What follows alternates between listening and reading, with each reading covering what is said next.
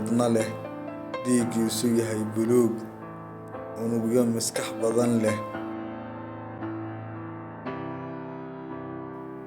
Carsaanyo, farmugo ama octopus. Carsaanyadu waa noole abuuris la yaab leh kuna dhex nool badda. Qaab dhismeedka carsaanyadu waa noole 8 lugood oo maqaar iyo murqo ka samaysan leh.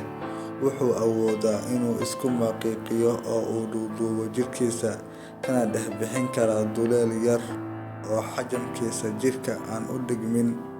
Unugyada maskaxdiisu wuxuu ka kooban tahay 500 milyan oo unug, halka unugyada maskaxdeenna ka kooban tahay 100 milyan oo unug.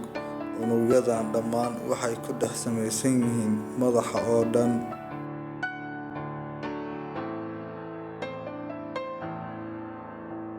Carsaanyadu waxay leedahay 3 wadne, kuwaas oo 2 ka mid ah ay dhiigga u tuuraan xubnaha qaabilsan neefsashada, halka midka saddexaad uu dhiigga u tuuro dhammaan wareegga jirka oo dhan.